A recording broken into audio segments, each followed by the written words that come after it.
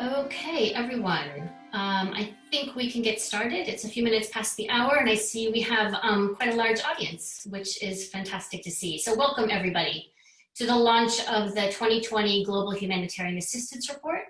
Thanks very much to Development Initiatives and to UN OCHA for co-hosting this event, and to you, the audience, that is taking the time today to join us for this discussion. For those of you who are unfamiliar with it, the Global Humanitarian Assistance Report has become a real sort of go-to resource, an independent resource for understanding of financing for crises. Every year, the report provides a comprehensive update on international humanitarian assistance and highlights key issues and emerging trends, which for those of us that follow these issues and are working to improve humanitarian assistance are really critical to know about. And for me, it's what better time to be discussing humanitarian financing than right now. We are in a time when COVID-19 sees governments and aid organizations really walking a tightrope of having to surge and scale responses to large, simultaneous medical needs and secondary impacts, but with only a fraction of those needs being met. We're at a time where we see a scale of need not seen in a generation. But that must be reconciled with the negative macroeconomic impacts that COVID-19 is having on global economies and therefore on ODA, Overseas Development Assistance. We're seeing a time when lockdowns and restrictions on movement have seen local organizations really step into the role of key workers, but with little of the financial means and political support that role really requires. But at the same time, the humanitarian financing landscape right now is pretty dynamic, with wider resource flows, exploration of new channels and tools that promise, and I hope will deliver, earlier funds, faster funds, new funding on the ground so that the organizations best placed to respond are well-resourced enough to do that. So it is within that dynamic context that we're seeing today that we launched the 2020 GHA report. It provides an overview of humanitarian financing trends in 2019. It provides analysis of what are some worrying emerging dynamics. And it surfaces some issues in relation to COVID-19 and the pandemic response that I hope will help us debate where the bright spots indeed are, but where flaws in the system still endure and are still very much apparent to us. So we'll kick off right now with a presentation of the report's findings by Development Initiatives, and then move on to a moderated panel discussion with the experts that we have on the call here today, and I'll introduce them after the presentation. Following discussion with the experts, we'll be taking questions from you, the audience members. So a few housekeeping issues before we get into the discussion. This event is being recorded, and the recording will be available to view on the Development Initiatives website in the next couple of days. I will ask all of my speakers if you could please stay muted until you are invited to speak. That would help with some of the background noise that will inevitably happen during this webinar. To ask questions, I ask that audience members use the Q&A box, which should appear at the bottom of your screen. And to share comments, please use the chat box. Audience members can start discussing issues even in the chat box, which should also be accessible from the bottom of your screen. I also invite all of you to engage in any discussions you want to have on Twitter using the hashtag GHA2020. So now let me introduce Angus Earmarked, Development Initiatives Crisis and Humanitarian Lead, and one of the authors of the report, who will now present to us the findings of GHA 2020. Over to you, Angus, and we'll check back in with you when you're finished. Thanks. Lovely. Many thanks, Christina. And on behalf of DI and OCHA, welcome to all of you joining us online today. And also in a particular thank you to our panelists for finding the time to be with us and to share their knowledge and expertise in what I'm sure will be a fascinating panel discussion in a few moments. As Christina mentioned, I guess my task today is to kind of outline what some of those key findings from this year's Global Humanitarian Assistance Report are. As Christina mentioned, the report, which typically has a kind of a backward-looking view of the most recent year of humanitarian assistance, we include that analysis this year, But also as the landscape has changed so drastically, we also include some more, I guess, kind of real-time current analysis looking at financing towards the COVID-19 pandemic response. So what I'll do is provide firstly a bit of a summary of that kind of, I guess, the context from where we've come for 2019, looking at how much assistance we see, how that assistance is being provided and who's providing that assistance, and then link that to the emerging picture that we see of the financing towards the COVID-19 pandemic response. So I guess to start us off, where were we before the pandemic hit? I think we were still in a situation where we saw rising levels of humanitarian need. We identified that there were another 10 million people in need of humanitarian assistance in 2019 than there were in 2018, a total of 216 million people. I think what we also see is that crises are becoming increasingly long-term. In the absence of a settled definition of what constitutes a protracted crisis, we've used in the report a proxy looking at the existence of 5 or more years of consecutive UN appeals. Using that definition, what we can see is that looking back in 2005, we had just 13 countries which were in protracted crisis. By 2019, we see that that figure has more than doubled, so 31 countries.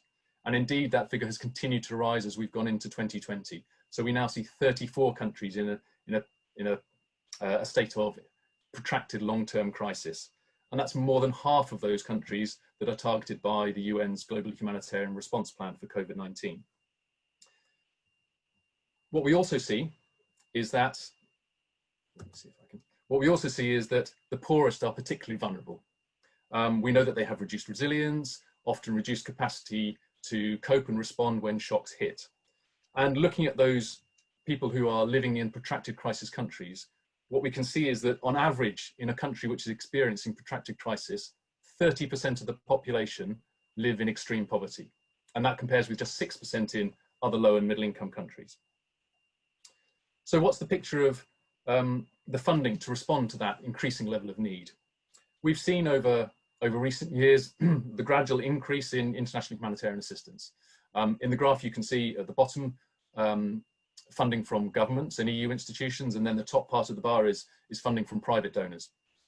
What we see, unfortunately, in 2019, or for the preliminary figures that we're able to analyse, is actually a drop of about 5% in total international humanitarian assistance. And we can see that that's primarily been driven by a drop in funding from governments and EU institutions, a drop of about $2 billion US. So looking behind those figures, what do we see? What's been driving that fall? Here we can see funding by region. And what this shows us is for 2019 is that the only region in which we see in aggregate funding increasing is from Europe.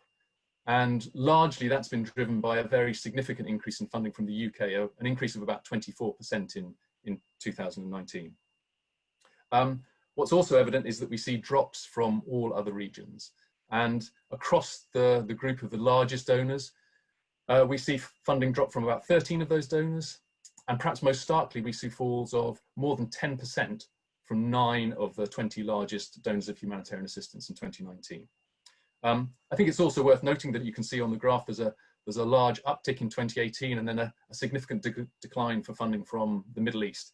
And that's very much driven by funding from the United Arab Emirates, which went up very drastically in 2018 and then dropped again almost as drastically in 2019, a drop of almost $1.5 billion. So we see, I guess, kind of reduced funding, but also rising need. Have we seen shifts in terms of how that funding is delivered? Are there positive changes, particularly against grand bargain commitments? Tomorrow, the Cash Learning Partnership will launch their State of the World's Cash Report. I think that with an online webinar, and I would urge you to join that if you can. What we've done in our GHA report is produce some analysis which we've shared with CALP. And what this shows is actually very positive progress in terms of the volumes of assistance being delivered in terms of cash and voucher assistance.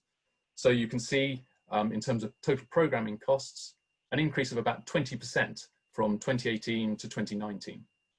What you can also see on the left-hand side of the graph, which we've been able to show for the first time this year, is how much of those total programming costs are actually being delivered as cash. So of that 5.6 billion, we see 4.3 billion being delivered actually to cash as to recipients. Looking elsewhere, I think we see a less positive picture of change. We've collected data directly from 9 UN agencies on the volumes of unearmarked funding that they receive.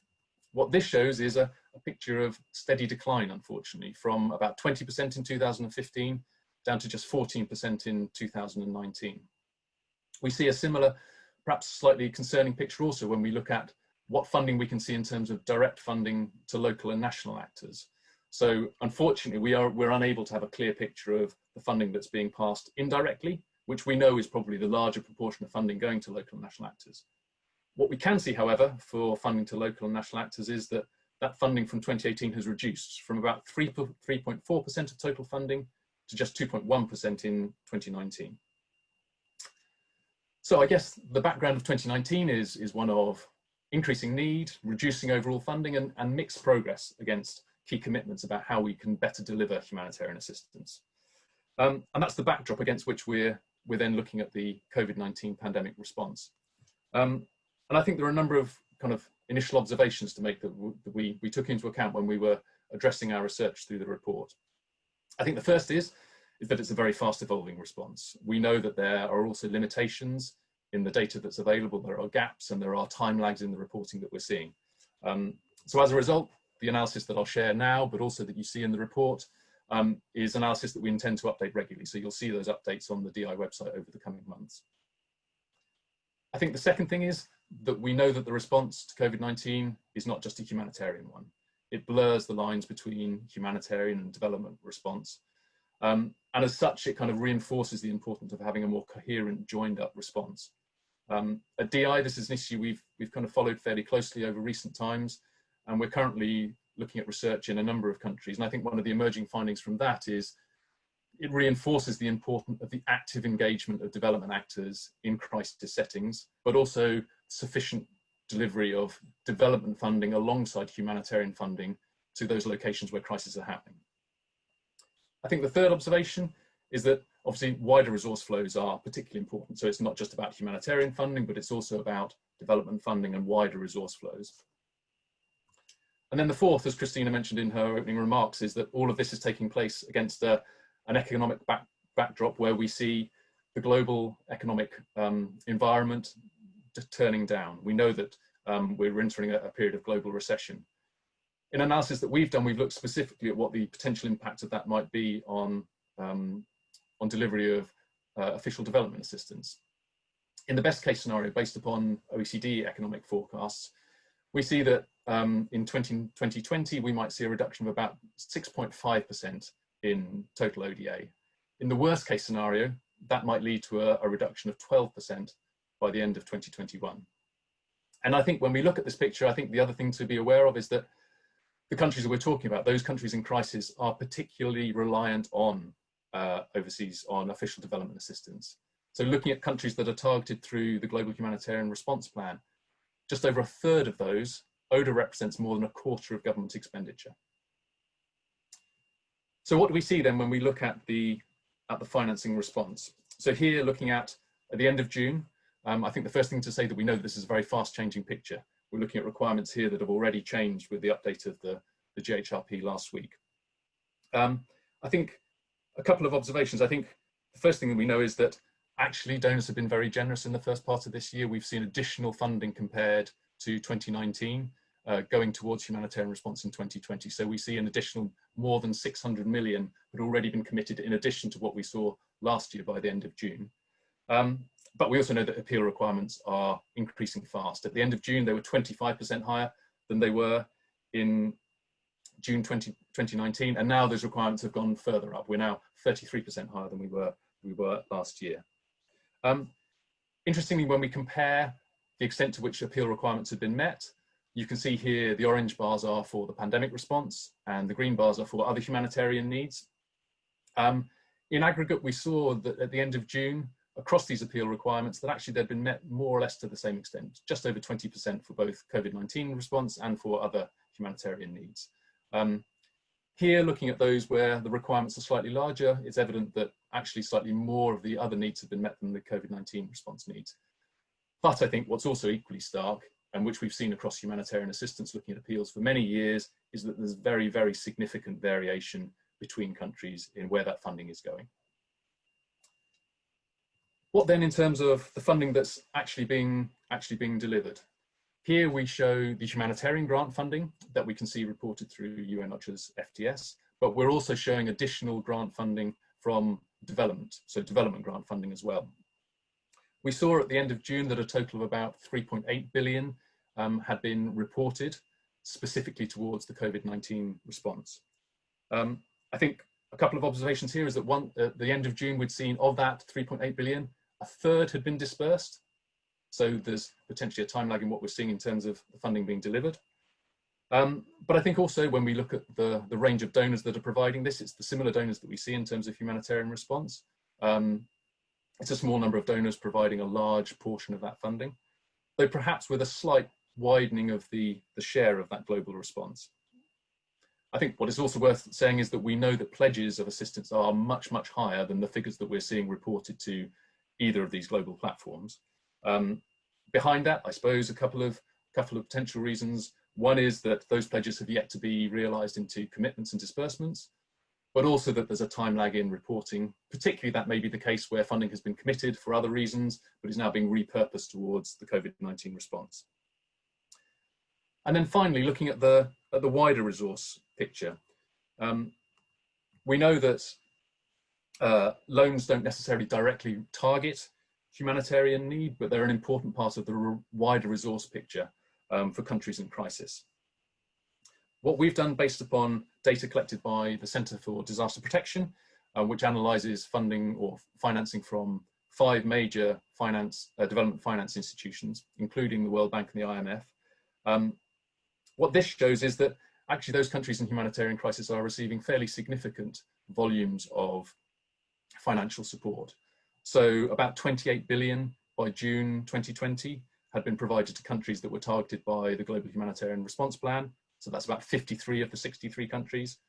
And of those 53 countries, 31 of those were countries experiencing protracted crisis. I think what's evident, however, is that the volumes vary very significantly between countries in that group. We know that a small number of middle-income countries receive a large portion of that support. So I think about 5 countries received about half of the loans and grants that were provided by these development finance institutions. So to conclude and to sum up, I suppose in any other year, our conversation would be primarily around the situation that we see in terms of humanitarian assistance, of overall falls in humanitarian assistance, an unchanged picture of kind of persistent and varying levels of funding towards appeals, the growth in needs, and mixed performance in terms of how that delivery is being provided. This year, obviously it's a very different year, but perhaps these issues are even more important now as the pandemic compounds existing long-term crises as well as adding new ones. And then against the backdrop we know of the global economic downturn, in which we're seeing projected falls in both overseas development assistance, but also other wider resource flows such as remittances, foreign direct investment, that we know countries in crisis can be very reliant upon. So I suppose my final thought or question before handing back to Christina is the obvious one, I suppose, of how, given this context, do we ensure that those people who are experiencing humanitarian crisis are receiving the international support that they need? So with that, I'll finish. Thank you for your attention. Encourage you to look at the report online, and I'll hand back to Christina. Christina. Thank you very much, Angus, for your presentation, and from some real sobering news, some real conflicting news actually, and some really interesting trends for us to sort of unpick and surface here during this discussion. I hope our panelists can help us make sense of some of what you've said. So what I think I'll do now is turn to each of them and ask them to reflect on your kind of closing question. You know, how can we ensure that needs are being met? And I would add when they need to be met, not too late. And sometimes, you know, it makes sense to do it earlier. So I would add the time frame to that too. And maybe just ask all of our panelists to reflect on those questions with thoughts of their own. So let me start first with Lisa Carty, who is the Director of Humanitarian Financing and Resource Mobilization at UN-OCHA. Lisa, what are some of your reflections on what Angus has just had to say? Great. Listen, thank you. Thank you so much, Christina and Angus. Thanks very much for that presentation. And let me just say, just as background, thanks to the fellow panelists for being with us. I feel really fortunate to be a part of this group this morning. And I think we're especially lucky that we have our colleagues from South Sudan and Cameroon along today also, because I think bringing those country level perspectives into this conversation is really absolutely critical. You know, OCHA and development initiatives have been collaborating for the past decade, and I just want to say it's such a key partnership for us. You know, once again, I think the annual report demonstrates the importance of bringing together data and analysis to inform critical funding and policy decisions that, Angus, as you said, really can save lives. You know, and in my view, what you're doing really is a best practice of looking critically at trend lines and using that information to inform how we move forward. And as you both said, I can think of no more critical moment than now to be doing that, because we really are facing a once-in-a-generation global crisis. I don't even think we can fully grasp the potential consequences at this point. It's been a huge challenge to the humanitarian community, and people have risen to that occasion in extraordinary ways. But I think it's exactly because we still have so much uncertainty in front of us, particularly concerning future funding flows and how the humanitarian system can work most efficiently, that we need the kind of analysis that you've just presented, Angus, now more than ever. You know, I think the second point that it's important to just come back to is that those numbers really are so staggering, you know, and it's easy to lose sight of the human implications of them. More than 1 billion people now living in the context of long-term crises, that being 16% of the world's population. So that really is a stunning figure, and it's increasing every year. But as you said, Angus, you know, funding is declining, and that's a very worrying trend, and it's something that we need to unpack and try to understand better and try to reverse. And I think for all of us across the humanitarian system, it's meant that we need to revisit a bit our business model, look more carefully at how, Christina, we do exactly some of the things that you just flagged. In particular, getting money to first-line responders more quickly than we've been able to do that before. That's been a huge discussion in the context of the IASC, and it's been something that OCHA has really been trying to model itself through the OCHA-managed pool funds, the SURF and the CBPFs. I can say more specifically about that as the discussion goes on, if that's useful. I think we also need to be looking very carefully at how we get ahead of some of these crises. And Christina, you and the START Network have really led some of this work on anticipatory action financing. That's an area where across the UN system, we're trying to be a bit more heavily invested and more proactive, and certainly something we could come back to, I think, both in the COVID context, but in particularly in the non-COVID context, for some particular kinds of shocks, climactically driven shocks. That's something where we need to be doing a lot more and doing it at scale.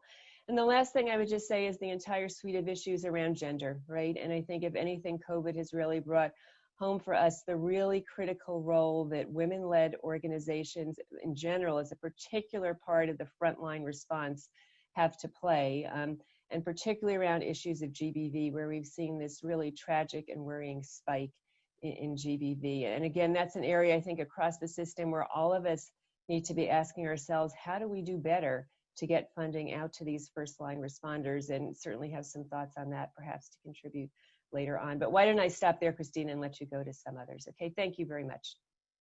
Great, thanks so much, Lisa. Maybe just a quick follow-up from me. You saw in the presentation that there's sort of this declining support for humanitarian action, but yet you've just, you know, requested an additional $10 billion for the COVID-19 response. So, you know, how do you reconcile that? What is the strategy behind sort of increasing the size of that begging bowl when it's really unclear how we're going to get that? Right, right.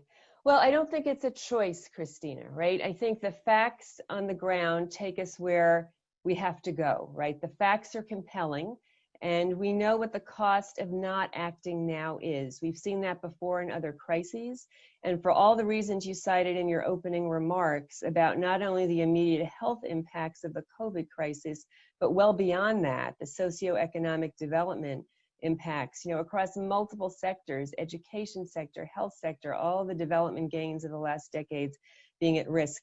You know we have to document that, and we know we have to act. Now, I will grant you the path ahead is not clear. This is not a straight road for us to follow. And I'll just come back to this. We all need to be sort of reevaluating and asking ourselves how we work differently. I mean, clearly there's very strong advocacy that needs to be done with the funders to make sure they understand what's at stake. You know, I think for those of us that help channel funding and manage programs on the ground, we need to be really adept and agile and be able to demonstrate how that money's moving quickly. We need to be transparent about that. We need to be accountable, right, in ways that are going to be ever more important. So I think I would leave it there for now, but welcome the opportunity to come back to that further in the discussion. Great, thanks very much, Lisa. And maybe now I'll hand over to Gloria. Gloria Soma is the Executive Director of the TT Foundation, which is a women's and child's rights foundation in South Sudan.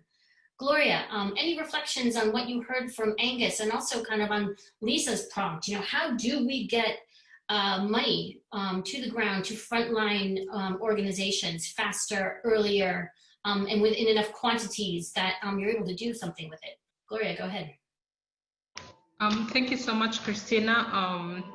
To the GAH colleagues, thank you for giving me the opportunity to be part of this panel. Well, I thank the GAH colleague who just made the presentation on the report that has just been published, and the report actually brings out the weight in terms of, you know, the trends in funding and how that is declining over the years. And from a South Sudan perspective, we see that going lower every year. In 2018, we had over 80 million in funding through the CBPF funds. But when you look at 2019, we had about 72 million in funding, and in 2020, that money is less than that. So far, we have only secured around 30 million. So the report clearly also portrays what we are seeing in the ground, and I think it goes way beyond to also affect on service delivery. Looking at a scenario of South Sudan, we have been having a very long period of, you know, crisis after crisis, and at the moment we are tackling intercommunal violences. We have the political instability that is ongoing, and then we already have this dire humanitarian situation in the country. We have also coupled with, you know, climate related challenges such as floods in the country. So all that weighed in, you know, with the pandemic at the moment, begin to put a huge strain on already, you know, existing resources. So also going further is the role that, you know, women across the humanitarian sector play, especially the women rights institutions, and what they could best do. We high rises in, you know, gender-based violence, especially in the case of South Sudan. At the moment, we are tackling every day we receive cases of rape in Juba alone. That's out, so we don't know even the extent to which, you know, these cases are happening outside of Juba. So there's all that is in play. But when you come down also and look at essential services such as the legal aid that goes down to, you know, survivors of gender-based violence, then when we come down to the funding stream of that, we see that through the CBPF in the country, things like the legal aid is funded less than 1% of the total funds that come through the pooled funds.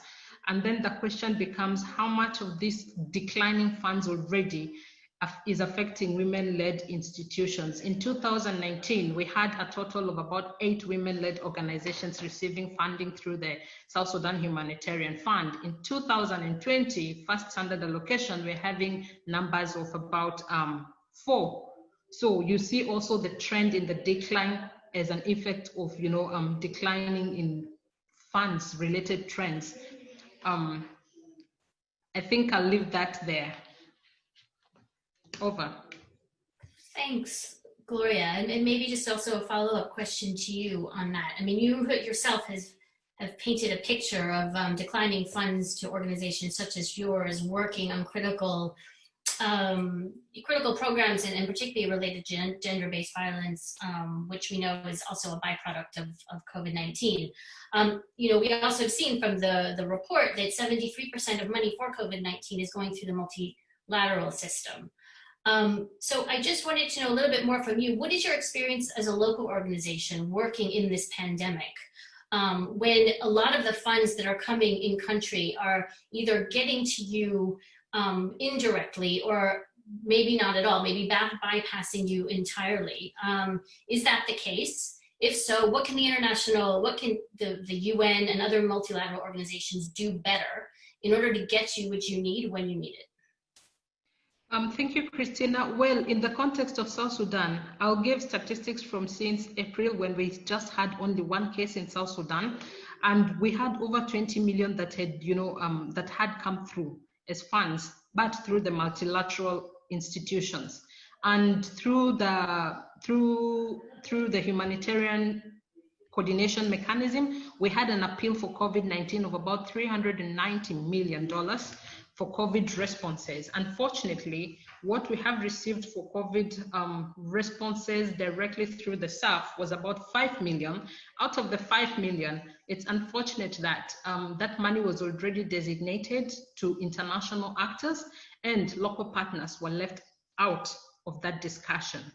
When you come down to the initial 20 million plus that had been allocated to multilateral institutions, mere things such as awareness creation and the production of IEC materials that could have been handled by local responders was being handled by the UN agencies and international organizations. And the question became, where are the local actors in this? I mean, what is the role of the local actors in this response? So in that regard, it even becomes worse when you are female-led institution, because the competition is also high. And in the context of South Sudan, there hasn't been clear recognition of the efforts that women rights organizations put to deliver, responses in this context. So the pressure is extremely high, because the stakes are high also for women-led organizations. And unfortunately, the spaces where we would be indulged, such as the coordination mechanisms, whether it's the advisory board of the SSHF, whether it's the HCT, whether it's the intercluster working group, there's no that open space to allow or accept women-led institutions to easily, penetrate and be able to participate in decision making or any leadership role. So it's still a challenge, and I think there's need for deliberate action from both in-country level and at global level for such coordination mechanisms to make the conditions more flexible for women rights organizations to be able to participate in such kind of decision-making platforms. But at the same time, we are encouraging, we have already the CBPF or the SSHF in South Sudan. So we are encouraging if there could be some level of mechanism or pooled fund that directly, will be easily accessed by the women-led institutions, so that they're able to access resources from such kind of platforms and then be able to deliver. We're also encouraging the international partners when it comes down to discussions around localization on how, partnerships could be more gender sensitive, so that it's also able to accommodate, women-led institutions within the processes. Great, Gloria, thank you for providing us with actually a nice large list of what we could be doing as the international community to help you better and support you in what you're trying to do in South Sudan, and particularly on women's issues. Now I'd like to turn to Ugo Gentilini, who is a senior economist at the World Bank. And Ugo, maybe just to reflect on the presentation that Angus gave and the findings of the GHA report, but also what both Lisa and Gloria have said about what we're seeing in terms of funding levels, but also for what. I know you yourself do a lot of analysis and reflection on social protection, and social protection is a major imperative in the COVID-19 response, with so many sort of secondary impacts as a result of coronavirus. Can you just reflect on the way that the World Bank sees this, the response to the pandemic, and then any personal reflections you have on the role of social protection and maybe on development finance in addressing some of those concerns? Thanks, Ugo, go ahead. Thank you, Christina, and thank you, Angus. I think that the Global Humanitarian Assistance Report is not just a report, it's a public good. I use it for my work extensively, and it always proved to be a great source of data on a very complex issue. And I think we should all be grateful to Development Initiatives and its team for their outstanding work. And of course, the report is also very timely, as COVID-19 has obviously heightened the need for connecting social protection and humanitarian assistance more than ever. And being social protection, you know, the role of governments is key. So I was excited to see that in 2019, the share of humanitarian cash transfers has been growing by about 20%, thereby offering opportunities for further alignment with national safety nets, which are often cash-based. But I also looked with some concern at the fact that only 1% of global humanitarian assistance is channeled via host governments. And I want to be very, very clear on this point. There are cases where it makes sense to provide assistance in parallel to government structures, such as in many refugees, IDPs, and war contexts, and perhaps even in cases where state capacities are limited, going in parallel for a short period of time in the interest of speed of response can make sense. But in other cases, going in parallel is often undesirable. So the question is, how can we make sure that assistance is provided through national structures whenever possible? And what do we mean by whenever possible? And even in cases where it ends up going parallel, how can we make sure that there is a degree of coherence and coordination with national systems? So let me offer 3 quick reflections on these issues. The first involves measurement and accountability. At the heart of the problem is a need for a shared, quantifiable understanding of what are national systems and how far can they flex to meet humanitarian needs. So there is really a need for a common metric and assessment of those capacities among different stakeholders, a common and verifiable starting point, if you wish. And the burden of proof will be then on different actors to be accountable on why they're not using those systems and how they are complementing those existing capabilities if and when going in parallel. The second point is that we don't want resources just to be channeled via national systems, but we also want to help build those systems as well. Here, I think there is some good news. With an emerging generation of practices at the interface of humanitarian assistance and social protection, with degrees of linkages and integration spanning across functions like targeting, management information systems, payment mechanisms, and many others. And this occurs even in refugee contexts, such as Chad, for example. And the third and final point is about mindsets and working together. When you look at things on paper, connecting social protection, humanitarian assistance may look easy. I have an option of piggybacking or scaling up vertically or horizontally, etc. In practice, what these linkages imply is the art of reconciling views and metrics of many different actors. Countries that were successful in connecting humanitarian assistance and safety nets underwent a difficult process of consensus building around complex issues like early warning systems, identifying triggers, devising shared protocols for design of interventions, hammering out contingency plans. These are hard to do by your own. So imagine what it means when you have 20 different actors that have to agree on those choices. So here the issue becomes one of technicalities, but also of mindset. And based on my humble experience, the more successful cases were those where actors listened and tried to understand each other's point of view, even if it means getting out of one's comfort zone. They're successful where actors learn from one another, recognizing that each of us brings a unique perspective and knowledge. And they were successful where actors were willing to act not on what's ideally in theory, but on what might be reasonable and practical based on the evidence at hand. I'll stop here. Thank you, Christina.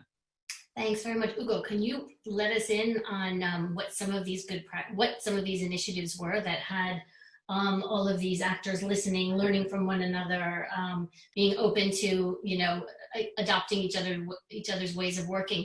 Do you have a good example of where that worked? I've seen actually many, and one of my first missions back in the early 2000s.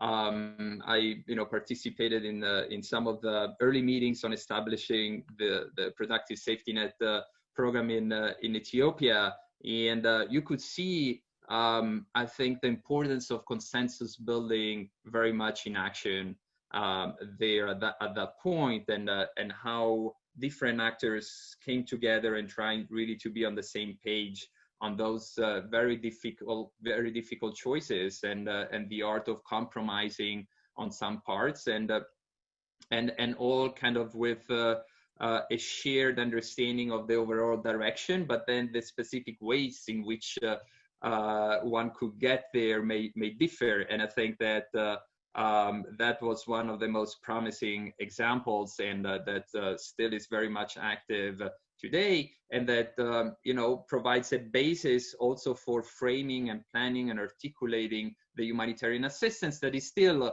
very much there and an important element of the response. But I see many other examples. I was fascinated by the experience of Mauritania, for example, on how a set of practices by a group of NGOs was gradually scaled up with the support of the UN, and then gradually was institutionalized and became an important vehicle for establishing a national safety net. I mentioned Chad. Chad is another example on how integration or alignment on a specific issue, like having shared data collection protocols that would be used for refugees as well as for the national safety nets, can be realized actually in a very challenging context. There are also some less positive experiences. I won't mention the countries, but I think in the past a couple of years, I think having consensus on the kind of early warning systems that would inform the scale up is probably an area of work that deserves further attention. And that is so important because part of the humanitarian community uses the IPC, for example, that has very clear implications for the level of assistance down the line, while some of the national safety nets are kind of poverty-based. So I think coming to a shared understanding of the diagnostics that would inform the scale-up, and the conversation happens very much around the design of early warning systems and contingency planning, would be one of the areas where I think there would be would be an area of fruitful discussion and conversation moving forward. Great, thanks very much, Ugo. And I know from Start Network's perspective, we look forward to working with you on some of this. Moving on now to Maclean Natugasha. Maclean is the country director in Cameroon for NRC, the Norwegian Refugee Council. Maclean, I wanted to ask you if you had any reflections on, you've kind of got the opportunity now, having listened to a lot of our panelists, any reflections on what Angus presented or anything anyone else has said. And, maybe reflect a little bit on Cameroon, which was a country that, did a lot of work early on in COVID-19 to prepare communities, and particularly refugee communities, for the pandemic. But then I don't know if it saw a lot of follow-on funding after that. So Maclean, any reflections from you? Yeah, absolutely. Thank you so much, Christina. I'm so glad to be on this call and share some perspective from our side. And I'll digress a little bit and try to compare the statistics that Angus shared earlier on, looking at how funding dropped in 2019 and say that's the lowest it had dropped since 2012. Interestingly, the IDMC report as well shows us that that's a 2019 report that in 2019 alone, we had 33.4 million new displaced people. Now, and that was the first time we were seeing such a huge number since 2012. So there is something about 2012 and 2019 in between, a reality that we have this growing number of people that are in need, that are affected by violence, that are affected by displacement. And on the other hand, you're also having a decline in aid to enable these people have life-saving and life-sustaining interventions. Back to the realities of this unprecedented global health emergency that we are confronted with. The first thing that the NRC really would like to advocate for is that we shouldn't lose sight of the pre-existing protection risks that the populations are already facing. The danger with that is at the moment we have a complete shift and we take our attention onto COVID response, we have all these gaps, and I'll speak particularly for Cameroon. You know, we are confronted by 3 different crises before COVID hit us. And on top of that, if you look at the confirmed official statistics on this African continent, we are among the top 5 countries that have the hugest number of people that have been confirmed to have COVID. Now, back to the reality of the underfunding, chronic underfunding situation that we have been having, the complete shift for us to focus on COVID, sadly would mean that we would, one, either risk losing our credibility from the communities that we have been working with and serving for all this time, especially if they deem that the mitigation measures that we are fronting are not justifiable enough for us to step aside. And I also want to give a particular example. Let's look at the 2018-2019 Ebola epidemic response in the Eastern DRC, in the DR Congo.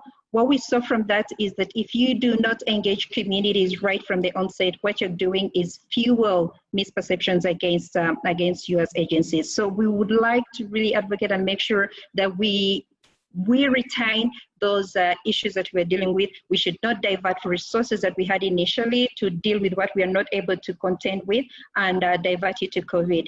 At the same time, it's imperative that we realize that now we are confronted with COVID response, let it be an integral part of the ongoing humanitarian response. It is important that we should not have 2 parallel tracks, and that's in terms of both the response as well as the financing streams that are dedicated to that.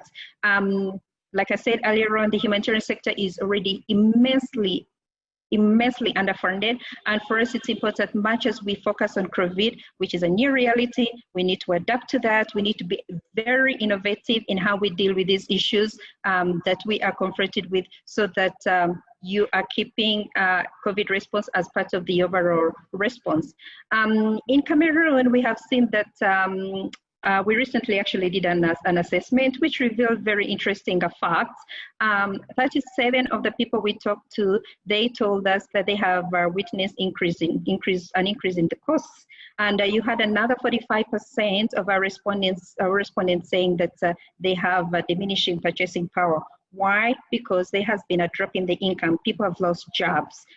So this alone is creating a lot more instability. There is these secondary shocks that we are dealing with as a result of COVID. They've hit the economy, and this is not just Cameroon that has been hit. We realize that it's a global issue that we're dealing with, but it's important to realize that as we deal with COVID, we're also addressing the secondary shocks that we are contending with. Here we have one particular crisis in the Southwest and Northwest region, nearly 850,000 children that have been out of school, roughly for 3.5 years. And with this, the reality that COVID has kind of generalized the realities. Many children are now out of school. Our concern right now is that concrete steps need to be taken to ensure that there is safe emergency distancing and learning of alternatives that are pursued. We also need to make sure that we identify ways of encouraging a safe return to school, where there is psychosocial support, where there is social emotional learning for the children, as well as for the teacher to be able to make sure that the gains that that we had started registering in the last couple of months as we're trying to have children return to school, we do not lose sight of that. It's significant numbers that we're talking about. Education is very key with early stages of recapping that. So it's important that that is already kept sight of. And I'll also share the good news that in a couple of days, actually, NRC will be releasing a report. We recently commissioned a study to reflect on what COVID pandemic response tells us about the fitness of the international crisis funding system. Some of the findings are not that shocking, because it reveals indeed that there's a wide range of and long-term impacts that we're going to deal with, and some of these challenges actually give us good opportunities for us to reflect on the international crisis funding system, financing system. We also, this very report tells us that the COVID response demonstrates that the international crisis response really needs to be prepared for a new order of crises. An era where maybe we'll see like large-scale systematic risks and shocks that are likely to be periodically overlaid or on top of the and compound the existing risks and substantial long-standing caseloads of humanitarian needs. So for us, that's very, very critical, because what does that mean? Shifting the way we've been doing things, thinking about how shifting the way we've been responding to crises. Let's look at how what additional requirements are we going to exploit? Is it in terms of expertise? Is it in terms of networks? Is it in terms of additional resources? And this is not just for the humanitarian community, but it means working in tandem with the other actors, like the developing financing partners, civil society, national governments, and very critically and important, the private sector. They have a role to play. So as we are rethinking about how to increase financing for not just the COVID response and pre-existing issues, it's also to look at how can we prepare for this new way of challenges that we are dealing with. We've had COVID give us a test run of what to expect. How do we support for crises that have been hugely underfunded? For Cameroon, it's very chronic. From an NRC's perspective, for 5 consecutive years, we've been running a neglected crises list. And sadly to say, for 2018 and 2019, 2 consecutive years of the 10 most neglected crises, Cameroon did top the list. The ranking is of the 3 parametrics that we use: political inactivity, media attention, and funding vacuum. And again, last year, we were less than 0.5% of our appeal. We are right now into July. Our funding appeal for 2020, which now is up to $391 million US, we are still at just 17% funded. Now that's for everything that's pre-existing, plus the COVID additional needs that have hit us. And with COVID, our people that are in need has risen up to 6.2 million. Now, at 17% funding coverage so far, we still have immense concerns as to what degree we are able to respond. What is the advocacy that we have from our end? The advocacy is that we need to concretely and be intentional when we are identifying and addressing the barriers to cascading quality funding to frontline responders. And quality of funding should be on the basis of flexibility. How flexible is this funding? We also have to look at the timeliness. Is it flexible? Yes. And how timely is it to get to the frontliners to be able to respond? And importantly is also the predictability of this funding. There is greater clarity that we need to have on expectations around cascading and what needs to change in order to make an optimal distribution of quality funding available. I ask you to maybe just to stop there, so we have some time for our last panelist and for some questions. But can you tell us, I look forward to reading this new report from NRC. You said it's coming out in a few days. Can you give us a little bit more information on that? Because it's the latest it would be out on the 2nd of August. It's expected to be out end of this month. And what it's about shifting the response to crises in a new era of crisis response. Is that the gist of it? It has a long range of recommendations. So it's just like looking at what has COVID taught us in the way we have our international crisis financing system set up. So one of the recommendations is how to think about how we respond and we're able to finance all these responses, and what mechanisms can we use to make sure that we are timely, to make sure that we are providing adequate support to the people that are in need, and also to make sure that we are using flexibilities and working, especially for donors, to work on their flexible parameters to make sure that they're supporting the humanitarian community to be able to respond in a timely manner. Great. Look forward to reading that. Thanks so much, McLean. And now perhaps to turn to our final discussant, Ben Parker, Senior Editor of the New Humanitarian. Ben, you have the enviable or perhaps unenviable task of having absorbed everything that everyone's saying up till now, and, you know, making your own reflections on what you've heard. You know, what stands out to you as questions that we should be asking ourselves from everything that you've heard, but we haven't, or we aren't, either in this session or in the larger kind of humanitarian financing conversation? What are the questions that we need to be asking of ourselves, that maybe the elephants in the room that we're not yet dealing with? Thank you very much, and thanks to all the other speakers. Very interesting panel we've got here today. Thank you. I did a couple of articles about funding for COVID, and we put them on the website. And on the website we have, I put my phone number and my WhatsApp number. I have never received so many messages from so many people from so many different countries just saying, I'm screwed.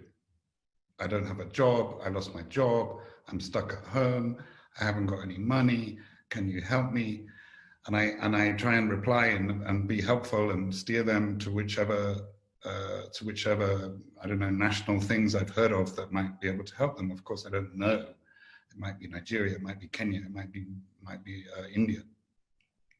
And eventually my phone now remembers that I have a phrase. I put I, and then it suggests am, and then it suggests not, and then it suggests a, and then it suggests donor. So this is my answer to this random collection of people around the world who are experiencing what we would call, I suppose, economic shock due to COVID. They're ringing up random people just because they can find a phone number on the internet. And that's, I think, a measure of desperation out there. And often we're 25 layers between us and us, I say us in the sort of European, North American world, very far away from these issues. But please keep your ears open, because they are crying out, literally. Anyway, I could make four points, things that we didn't maybe cover and I think need attention. Number one, politics. The world has changed. The atmosphere out there is extremely difficult.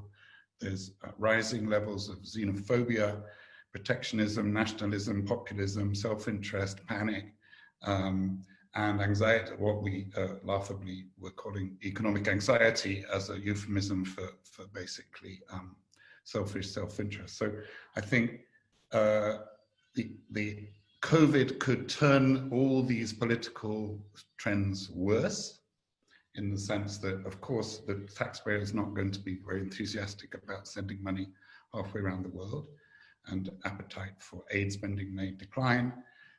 Appetite for nationalism and defensiveness may be on the rise, and politicians may seek distracting and dangerous avenues to placate the public's unhappiness with COVID. And I think aid, anybody in the international aid and development sector is conscious of that, and we noted that in the marketing, let's say, of the Global Humanitarian Response Plan for COVID by OCHA, it explicitly says that it is in the self-interest of the wealthy nations to fund this stuff because, and then it listed 3 or 4 different threats, and that's where I start to get uncomfortable. The threat being migration.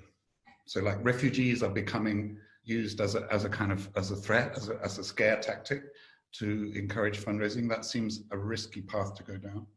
I think there's another argument, which is if you clear your country of infection and then you let the virus stew on the other side of the world, it will bounce back. I think that's a perfectly legitimate point to make. But I think this is an interesting and necessary balancing act to convince the rich nations that they should help the poorer parts of the world combat the virus. And I think I don't blame OCHA or its partners in trialing those messages, but I think it's an interesting gamble. My second point, so that's all about sort of politics. My second point is data. This has shown us how bad it is. I made the mistake in one of those articles saying that IATI was patchy, and of course some of the IATI people would beg to differ. So I'm going to adjust that. I'm going to keep my statement that IATI is patchy, but I'm going to say FTS is patchy too, and the GHA is patchy, and the World Bank is patchy, and the whole lot is patchy. And considering this is literally life and death money, it's quite astonishing how poorly organized it is. Ugo came to my attention because he's basically crowdsourcing a list of international aid and social protection measures for COVID with volunteer kind of contributors. And he's accumulated a spreadsheet of 580 billion worth of spending. So between OECD, OCHA, IATI, World Bank, UNDP, this COVID has shown how the data needs some attention. The humanitarian data is way more timely and way more thoroughly organized than the rest of it, but I think it is IATI's time to shine. And I see both this as a problem and as an opportunity. And somewhere between Ugo's volunteer effort, 2,000 different records in IATI mentioning COVID, and the groundwork of FTS in the conventional humanitarian sector, there's an opportunity to get it better. Thirdly, I think what we haven't discussed is value for money. And in South Sudan, Gloria, there was a recent visit of the American ambassador, and some hilarious pictures were on Twitter of the UN international agencies launching their projects with him, one of which was literally a plastic bucket being inaugurated by the American ambassador on behalf of UNICEF. Another was a slightly larger plastic water receptacle being inaugurated on behalf of IOM. That I would imagine, were I a donor, I would like to see a discussion of value for money coming out of COVID, because the UN, by definition, pays its people at the top of the possible salary scale, and to be doing buckets and soap in South Sudan with IOM and UNICEF seems a pretty bad deal for donors. So I would love to see a more frank discussion of cost per input. We see also the assumption that giving money, I think there's an assumption that giving money to governments is risky and prone to corruption. There was a big hoo-ha in Kenya that $37,000 was spent of World Bank money on tea and refreshments. I'm sorry, that doesn't sound to me that crazy. And the cost of a UN staff member in Nairobi is for 2 or 3 months is not far off that amount. So I think there's some double standards about costs and risk and corruption. My final point is we haven't discussed, I think, enough the good opportunities. Ugo hinted at the expansion and extension of safety net and other social protection opportunities. I think that is potentially a good news outcome from COVID. I think some of the donors being forced by circumstance to be more flexible is also potentially a good thing coming out. OCHA, to its credit, and some of the other donors have played with the tools that they have. SURF is giving to NGOs in rather a weird sort of pass-through mechanism, but playing with the rules creatively, I think, is a good outcome. And finally, I think the drama in the sort of the commentariat about Nexus, I think clearly Nexus is the reality, and everything is mixed. Everything is mixed. Can we just agree that? And I think that is also an opportunity to perhaps set aside some territorial, false territorial boundaries. And I think that is a good potential outcome. Thank you. Thanks very much, Ben, for lifting our heads up and rounding out what's been a financial discussion up until now with some discussion on politics and data and what this all means in terms of our labels and how we define ourselves. So thanks very much for that. I think what I'll do now is turn to some questions that we've got in the that our audience has asked, and then I'll throw it back to all of you as the questions get asked. I will take 3 questions to start out with, and then allocate those to the panelists. We've got one question here about IFIs. there has been a significant response from IFIs and development actors, largely aiming to support social protection systems. But in the many contexts where the reach of social protection systems is limited, or where the most vulnerable, migrants, refugees, are excluded, is there any scope for IFIs to channel funding directly through humanitarian cash actors to enable them to scale their safety nets to reach new caseloads? So I will come back to this in a minute, but maybe Ben and Ugo, if you guys could both think about that one. Second question is combining a couple of questions from audience members on gender. This first one on gender-based violence. Interesting to hear Gloria describe how local women-led local NGOs increased their access to the pooled fund in 2019, but that decreased this year. What steps should OCHA or donors be taking to rectify that? Would specific objectives or funding mechanisms in the Global Humanitarian Response Plan update be something we could see in the future? Gloria, I'm going to direct that one to you. And then I'll take one more. What practical steps are UN agencies doing to operationalize localization commitments in the Grand Bargain and the Charter for Change? And maybe I'll ask Lisa or anyone else that wants to step in on that one. And then we'll take another round if there's time. So on the first one, on the role of IFIs and social protection and the opportunity that the COVID-19 response is offering us there. Ugo, Ben, Ugo, would you like to start? I think it's a great question. If one would look at the range of options that are available and that have been piloted and scaled up there, I think this is one of the possible options. It's probably on the more extreme end of the spectrum, but it has been done and it is being done. Three cases come to mind. One is the Ebola response, where I think the limited reach of some government structures was a key bottleneck in reaching parts of the country, and the IFIs and the bank works through the UN and channeling resources in that way during that crisis. The second one is Yemen, where again the bank worked through the UN and was able to deliver cash transfers.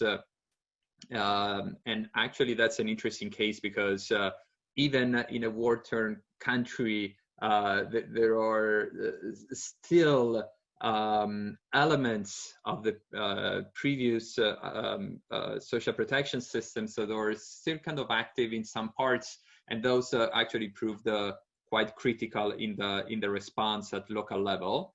And then another case is Bangladesh, where we are working with the UN for the provision of assistance in camps.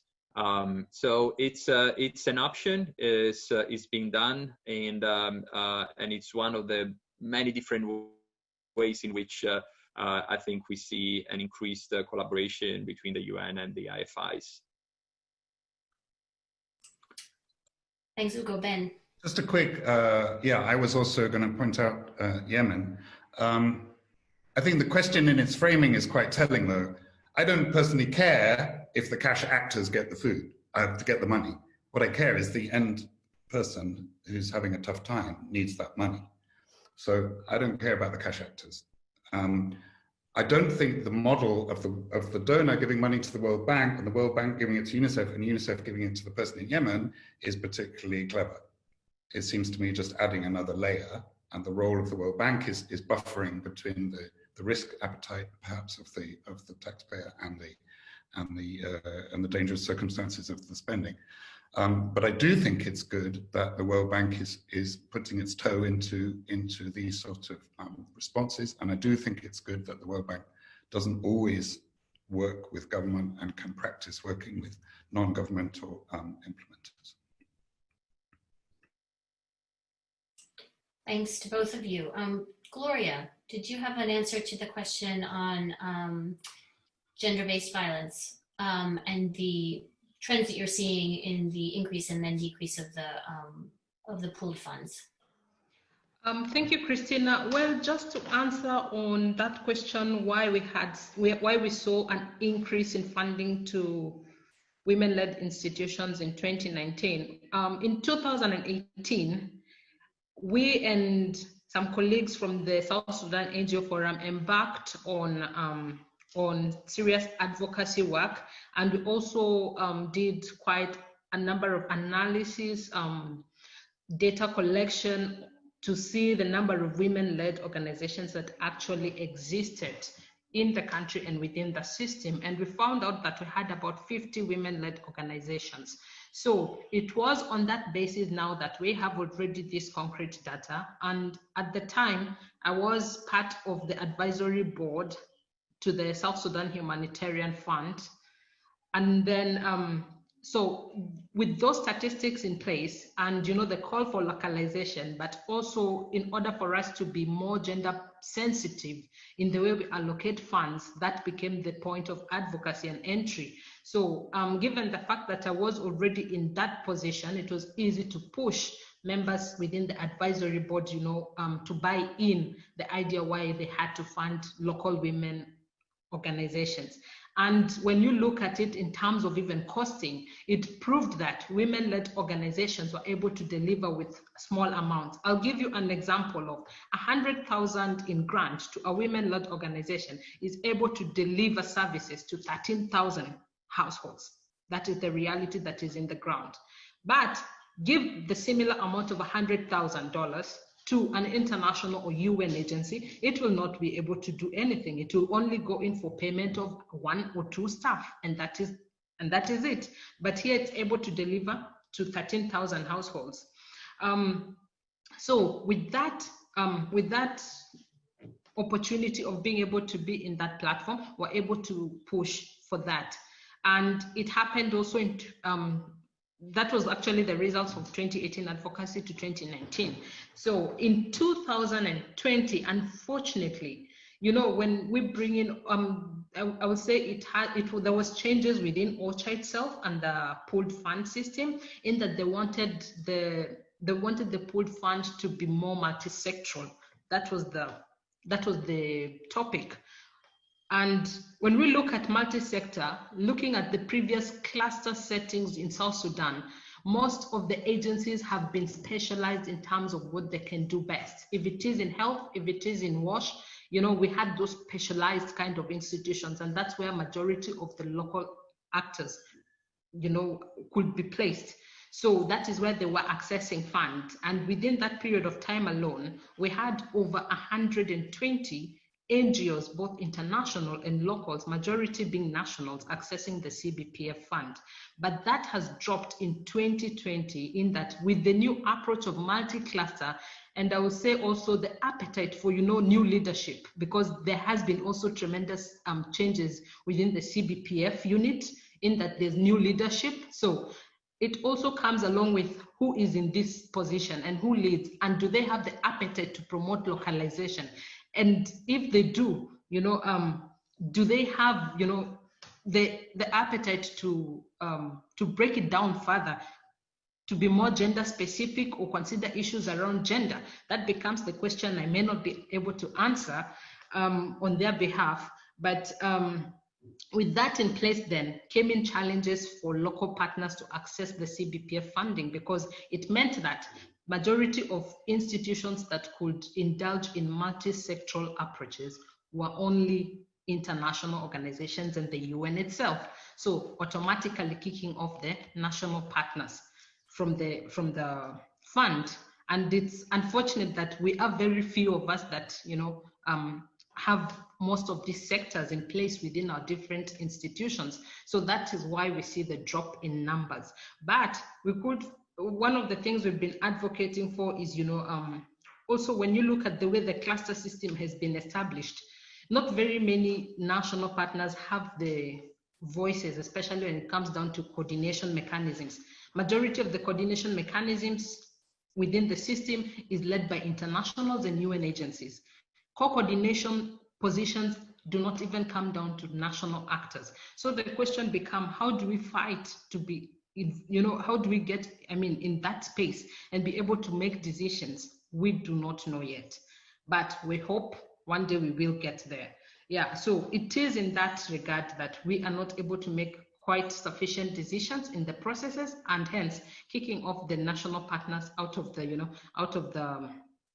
out of the process. But my urge to international donors and then the UN itself is that if there could be maybe deliberate, tendency of loosening the bureaucratic tendencies internally, just so that it can accommodate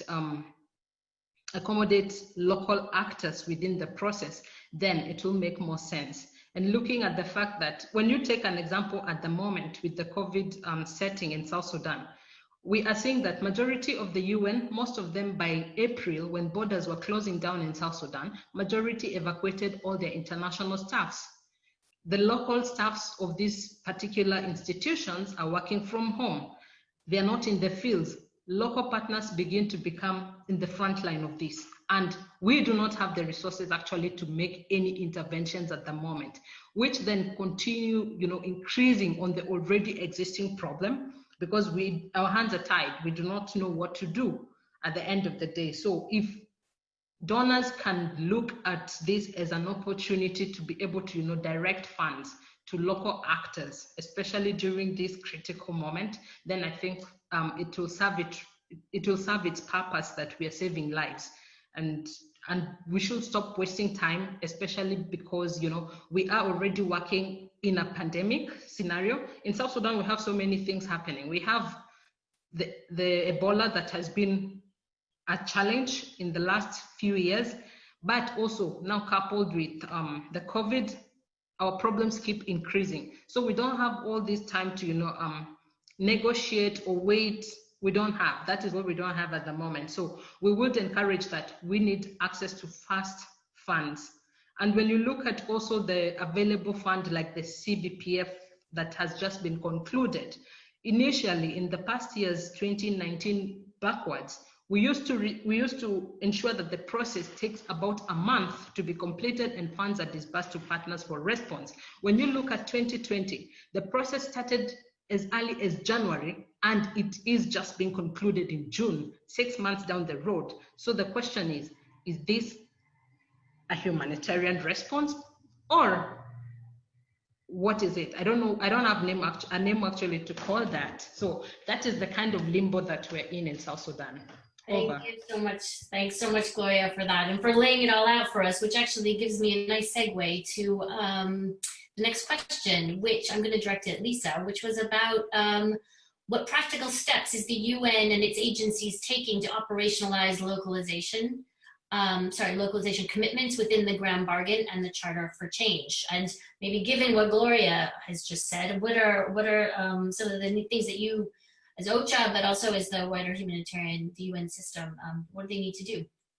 Great. Yeah, no, thanks. Thanks so much, Christina, and thanks to all the panelists for the great comments. Listen, on the localization piece, I think one of the best places to start is really the work of the country-based pooled funds, because that is so concrete. And Gloria, thanks so much for your comments there. Lots of food for thought. I think important to recall that of the $1 billion mobilized through, it's a bit plus, billion plus mobilized through CBPFs last year, 25% of that money went to local actors. And I think almost 75% went to NGOs in general. So we have an important platform to build from. The 25% is a great number, but I think we all agree that we want to do better. And I think that's a goal actually that's held across the UN system. And I think, COVID is a horrible tragedy, but it's going to force us all to work differently. And I think this is one of the areas where we hopefully can realize a real change in the way the system works in the coming months. There's certainly been discussion across UN agency leadership about how to make sure money moves more quickly and more flexibly to frontline responders. We within OCHA have done a lot to actually try to lighten the processes for both CERF and CBPF so that can happen. And I've heard other agencies making the same commitments. It's early days, we need to track that. We need to be accountable for it. We need to be transparent in how that happens. Ben, you mentioned the CERF pilot of getting money to NGOs through IOM. Yes, it's a pilot. It's an experiment. We're learning how it works. It's the first time we've tried it, but I'm really glad we're trying it, and we're learning really interesting things already. And I believe there are 26 NGOs that are getting funding through that, and about a third of those NGOs are national NGOs. So that's really just up and running. Let's see what that tells us over the coming months. Gloria, just to come back again to say, thank you for your reflections. Your point around the cluster system and the structure of that is interesting for us to, I think about further, because sometimes these can be underlying blockages we're maybe not even considering as thoroughly as we need to. Let me just come back and say that when I started working in OSHA was about 2 years ago. One of the first things Mark Lowcock said to me was, I want to be doing more on gender. Let's figure out how we do more on gender. So we did very specific guidance to HC and RCs about prioritizing the gender response within the context of the CBPF, just really looking very carefully across the whole of their humanitarian country team and making sure somebody was looking after those issues. And likewise with the SURF. Every time a SURF allocation request comes in, we actually ask the question, how are you addressing gender issues? And I think we're seeing that the issues higher on people's radar screen, maybe not as high as we want it to be, but I think we're making progress on that issue. Gloria, you mentioned that you've been on the advisory board. That's something also we're trying to make sure happens very consistently across the CBPFs, is that there are women-led organizations on the advisory boards. We've actually increased our reporting in our annual reports on CBPFs so that we do now report every year on what each CBPF is doing in the area of gender. We've also been trying to do practical things like training for women-led organizations and how to access that money. I actually attended one of those trainings when I first started because I wanted to understand how this worked. And it is a complicated process, and we need to look at how we can lighten that as well. I just say we're just a little more than halfway through the year, so we still have another 5-6 months to continue getting better at this, and I think that's a goal that's that's widely shared. So I'll stop there, Christina. Thanks. Great, thanks, Lisa, and for answering some of Gloria's questions or Gloria's interventions directly. So we've got a few minutes left. There have been a few questions about donor accountability. So what I would like to do is go up and down the kind of panelist row and get your thoughts on this. The question is to ask you what your thoughts are on strengthening the accountability to donors, both institutional donors and private donors. And is accountability in the form of transparency? It's accountability in the form of accountability to the work that we're all trying to do. It gets into this point of what Ben was mentioning about self-interests. Is it, are donors really just acting in their own self-interest and the means justify the ends? Or what other types of accountability should donors be emphasizing as they give money to the humanitarian response? Let me just start with McLean on that, and then I will come to you. McLean. Yeah, that's a very interesting question, because I think from the go, it's important for the donors to also be swayed by the needs. Are we providing funding to where the needs are and not just where there is a lot of lenses, there is a lot of focus, there is a lot of spotlight on such a certain context? It should be on the basis of needs. And I think the moment we grasp that, it would be very practical for us to know that the donors are with us, they're working shoulder to shoulder with us, and they understand the realities. One thing that COVID has really taught us is the fact that we've seen early on this year, several donors were really getting into the weeds and working on their flexibility. Some of these systems and processes had already started way back. Then it was just COVID that gave the speed to make sure that all these churned out to enable recipients to be able to respond. But I think that's already a starting point. It's better for us to know that at what point we feel that there is a level of risk sharing between us as the frontliners and also the donors. I also want to spread a little light on the UN as using their own as the donors. We had a lesson to learn from this year's Global Humanitarian Response Plan for COVID, where the initial one was laid out, and it was all sort of UN focused, and there was very minimal input from the NGO sector. We are glad that now we have a reviewed plan that also integrates some focus on the NGO. We appreciate the 300 million that has been allocated for supplementary funding for the INGOs. We also recognize the input for SAV and also the country-based support funds. But there are countries like Cameroon that don't even have that structure. And we feel and it's hugely important. And it's something that from the INGO community, we have been advocating. It's right about time that we thought of having some of these mechanisms that can be used to make sure that funds come in quickly and funds are able to be distributed as soon as possible to the frontliners. In the worst case scenario, if a country-based pool fund can't be set in place, how about thinking about having a regional based pool fund? You have an instance of the Central and West African region. How about having something that's situated in Dakar and use that to make sure that you're able to get funding quickly to the people that need that? Let's also think about, the savings that the donors have, any unspent money, any unearmarked money. How about using this as an opportunity to get it out of the door, get people to respond. And I think the systems that have been put, like the financial tracking tool, is working very well. FTS, financial tracking services, is working very well. And I like the fact that it captures real-time data of what we are receiving and forward.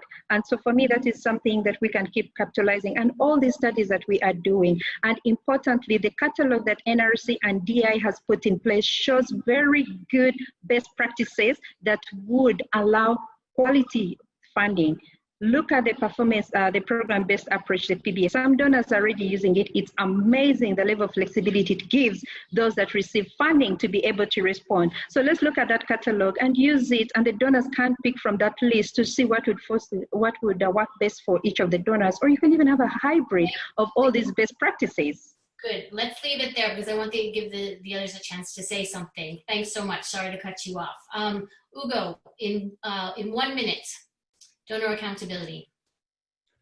Accountability can take many forms. I would focus on one, and I think that oftentimes accountability starts by recognizing what exists on the ground and what national and local actors can provide.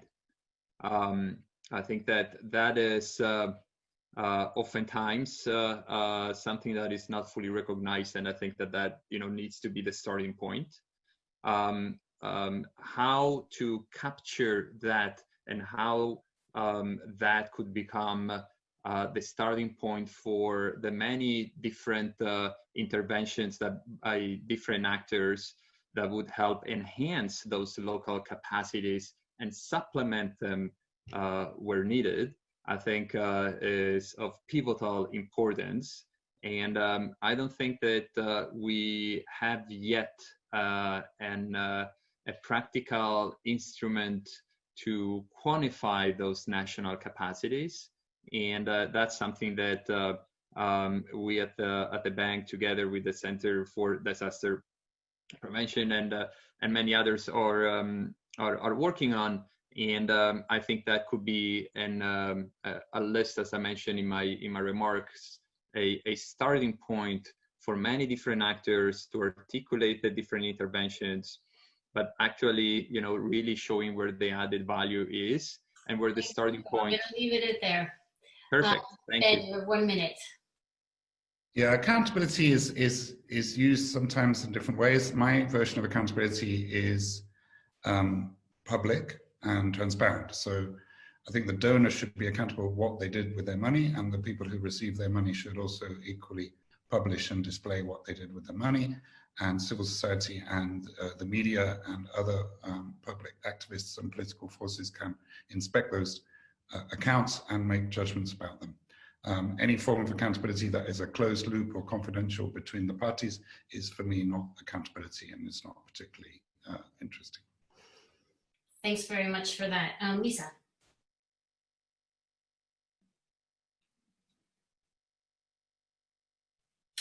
Lisa? Lisa, I think you may be on. Sorry, yes, I was having trouble. My unmuting wasn't working, excuse me. So in my 60 seconds, let me just come back to something Ben said. Ben, you said this is a very political environment, and that is particularly true in a number of donor capitals. And I think we need to be super cognizant of that. And I think this conversation around accountability is an important part of that. You know, OCHA has been clear in saying that we think $90 billion is required to address the totality of these issues in humanitarian settings. And that's roughly 1/3, $30 billion for the immediate humanitarian and health consequences, and 2/3, $60 billion to deal with the impacts that McLean mentioned, the diminished purchasing power and the lockdowns. That's only 1% of the funding that wealthy countries are using for their own recovery packages. So it shouldn't even be an ask we need to be making. It should be so obvious, but you know, it's not. And I think in this environment, the onus is going to be on us to be continuing to build donor confidence about the issues you've all mentioned, about how quickly we can move money, how transparently we can use it, and how clearly and compellingly we can report on the results. And this brings me back to the absolutely critical role of our colleagues in the field and our frontline responders to help us tell that story back in capitals, in the capitals that we're dependent on to get this funding. I would just thank the colleagues that had mentioned the FTS, and I would simply urge people to please make maximum use of FTS. It's only as good as the information that people put in it, and completely endorse, you know, we are trying to think through the possibilities of some kind of a regional pooled fund. So we are looking at how to experiment with all kinds of different things, and that is one of the things that's on the table. So thanks, Christina. Thanks very much, Lisa. Gloria, you have the last word. Thank you. Just maybe to wrap up is that when I look at donor accountability, I'll look at it from a perspective of recognizing the efforts of local actors, especially women-led institutions, as frontline responders, and the resources that avail to them, and the numbers that, you know, are attained and saved in terms of the responses delivered in the different locations. Maybe just to also add on what Lisa was talking about, the issue of FTS, is that we could also encourage that colleagues at OCHA could be able to, you know, make the FTS a little bit and include issues of gender on it, because with the FTS, we just have only, I think, issues of the amounts that institutions receive, whether they're local or UN or international organizations, but it does not go ahead to segregate that information in terms of whether, you know, it's women-led or non-women-led institutions. We will also want to see the breakdown around that. Over. Thanks very much, Gloria, for those final thoughts. And thanks to all of our panelists for having this discussion with me and with the audience today. I'm just going to very quickly wrap up and then send you away to the rest of your days. I think what we've gotten out of this discussion from Angus and the report and from all of our panelists is that we're looking at a really mixed picture. Some real worrying trends of declining funding, reverting to type in terms of the channels that we're using despite our commitments. You know, not enough investment in local organizations, and some real need to loosen up some of those structures there. A real focus, a need to focus on accountability and the right kind of public accountability, accountability to ourselves. The donors need to be accountable to themselves and to us. And that there is no excuse at this point for bad data. And what can we do to really shore up our data processes so that we can be the transparent and accountable organization sector that we need to be. But on the other hand, some really positive things, new roles, new sources of funding, new roles for development finance, opportunities for cash and social protection coming out of COVID-19 that may expand that to other humanitarian emergencies.